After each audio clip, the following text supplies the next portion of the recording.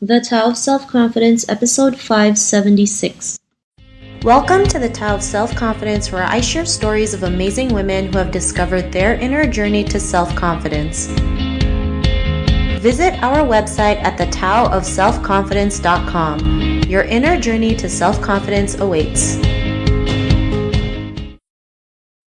Well, hello, friend. Welcome to the Tao of Self-Confidence, where I share stories of amazing women who have discovered their inner journey to self-confidence. I'm your host today, Sheena Yap Chan, and today I have an amazing lady on the show today. She is the CEO of Smarter Me, and I'm really excited to have her on and share her story with us today on self-confidence. So without further ado, I'm going to introduce you to Ling Lim. Ling, how are you today? Maybe you can fill in a little bit more about yourself to the listeners.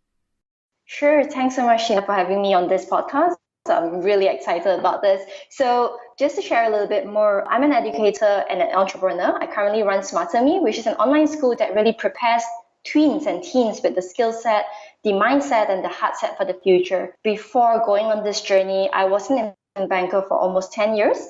I'm Malaysian. I started out in Malaysia. I moved to Singapore about 7 years ago.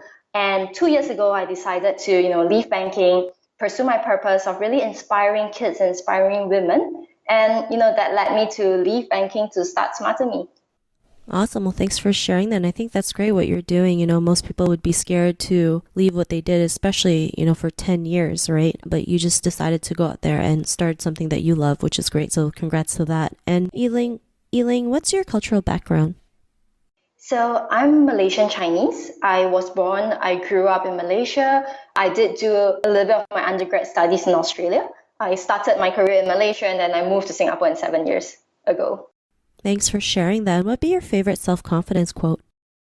So this one is actually by a speaker called Yossi Ginsberg. He's an Israeli writer, author, motivational speaker who was lost in the Amazon jungles for, I think, 21 days. And I heard him speak at a conference here in Singapore. And there was something that he said, which is, if you're going to dream big. Don't let the world's skepticism stop you from dreaming. Eliminate the word but from your mind. And I think to me, that was really powerful. Reason being, I think, I guess I'll share a little bit more about this later as well, but starting on this entrepreneurship journey hasn't been, I never saw myself as an entrepreneur. So, starting this journey, I had a lot of self-doubt whether or not I was dreaming too big. Was this too big of an aim? Was this too much and more than what I am capable of achieving? And hearing him speak that really struck a chord in my heart.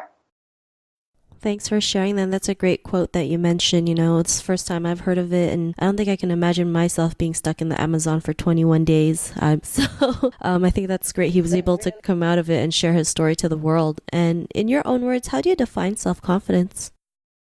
So to me, self-confidence is really about knowing your strengths, being proud of them, and not looking at someone else's and wishing you had those. And I think a lot of us fall into that situation, right? Where, I'm kind of like, an anal person, perfectionist, very structured, very logical thinker, and I look at the other people who are humorous, who are friendly, who are sociable. And at times I wish that, I had their strengths, not knowing that a lot of women on the other side who are sociable and fun and humorous looked at my strengths and wish that they had mine. And so to me, self-confidence is really that. It's really knowing who I am, what my strengths are, and really being proud of those.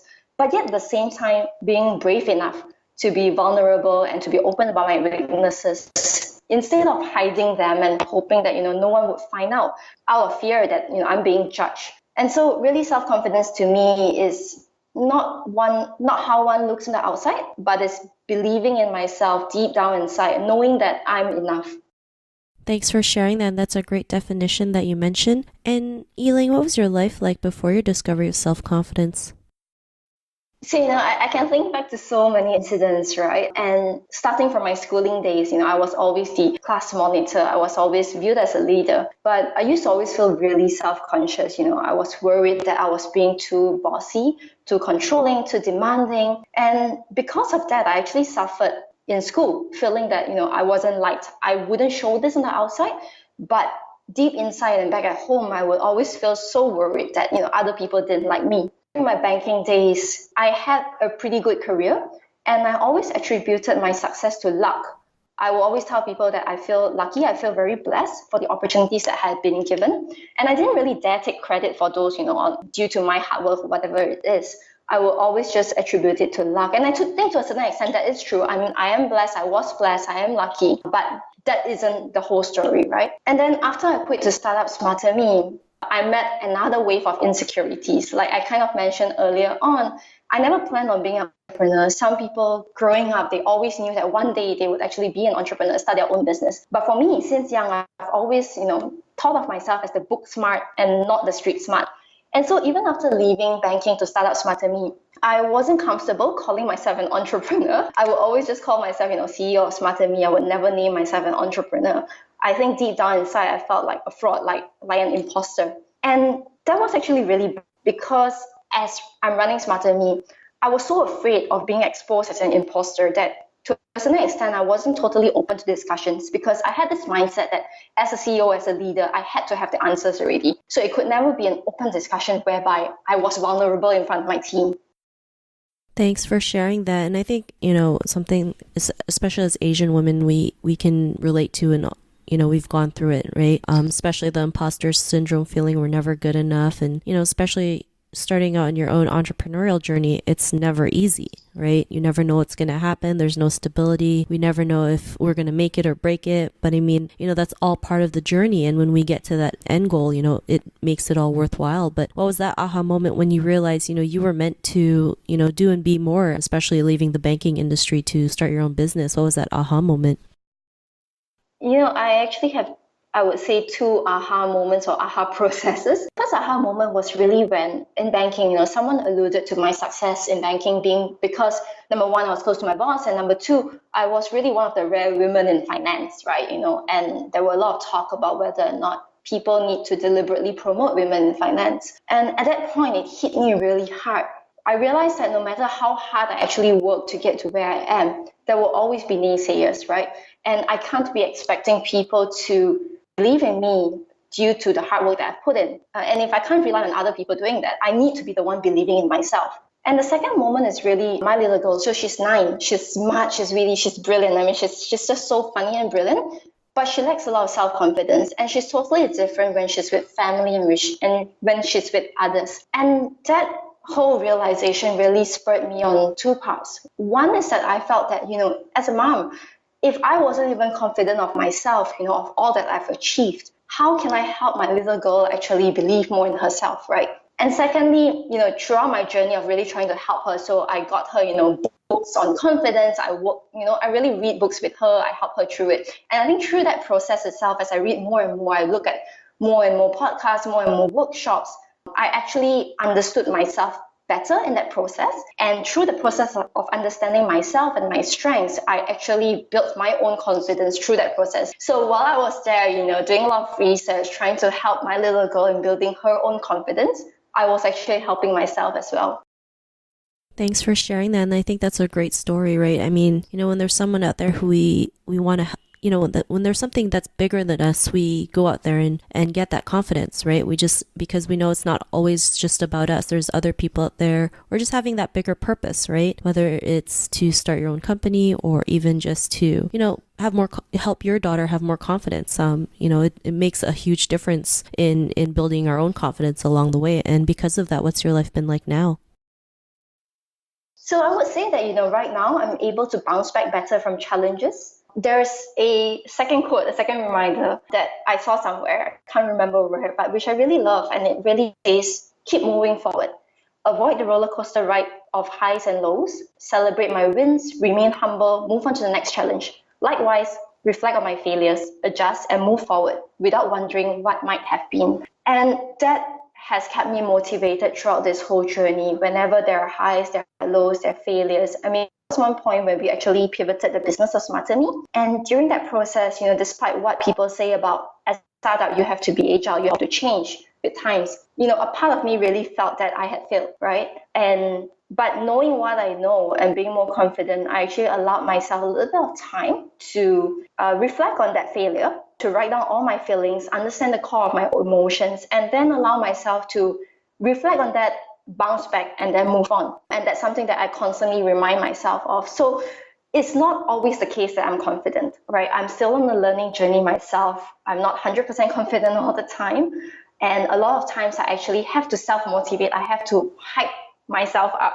But I think in general, right now, I'm much more in control. I'm also much more open about my fears, about my concerns, being able to be vulnerable in front of others, because I know that by opening up, it is actually good in terms of growth, because people out there can also help me. And I no longer see myself as weak, by opening up to others. Thanks for sharing that. And I love how you mentioned, like, we're never 100% confident. And that's true, right? It's just learning, like you mentioned, to bounce back up as fast as you can. Because there's going to be days when we're not 100% confident, where we want to just hide from everybody. And, it's okay to feel that way because we're human, but we just have to learn to get back up and keep moving. And, to the woman who's listening to your episode, she may be in her own journey to self-confidence. What would be that one tip you would give to her? I'm going to give, kind of two practical points that I think help myself a lot, apart from, quotes that you can see and read and pin up on your wall and everything, right? But I think there's two things. One is identify what makes you lose confidence in yourself, right? We all know what are those episodes, those incidents that makes you feel jealous or makes you feel inferior. And then remove those from your life. This could be social media, it could be Twitter, it could be LinkedIn, Instagram, or it could be toxic people in your life. Remove them. At the same time, also identify your own strengths. I truly believe in really going on a journey of self-discovery, truly understand what your strengths are, embrace them, and grow them, hone them, and don't try to be someone you are not. I believe that by really understanding your better and embracing that part about yourself, not envying others, that's really one of the steps towards self-confidence. Thanks for sharing those great tips. And if our listeners wanted to get to know a little bit more about you and what you do, or check out Smarter Me, is there any links or social media profiles we can connect with? Yes, sure. So Smarter Me is an online school that prepares kids and teenagers for the future. We teach tech skills, entrepreneurship, design thinking skills, and all these are online, live, interactive online. So regardless of where you are, as long as you have kids and teens, this would be something I'd love for you to check out. It's on smarterme.sg. We're also on Facebook or as Smarter Me. Individually, I'm also contactable or reachable on LinkedIn. My LinkedIn link is a kind of long, but if you search Ling Lim, you should be able to find it. Thanks for sharing that. And to our listeners, if you want to connect with Ee Ling, you can also head on over to thetaoofselfconfidence.com and search for Ee Ling's name. Her show notes will pop up along with everything else that we talked about. And I really just want to thank Ee Ling for taking the time to share her story and tips with us on self-confidence. So thank you so much, Ee Ling. Thank you very much, Sheena. This has been fun. Not a problem. It was really great having you on the show. And to our listeners, be on the lookout for another new episode of another amazing woman's journey to self-confidence. And we'll talk to you soon. Bye for now. Thank you for tuning in to another amazing episode of the Tao of Self-Confidence. Get your free self-talk tape for building self-confidence by visiting our website at thetaoofselfconfidence.com. Your inner journey to self-confidence awaits.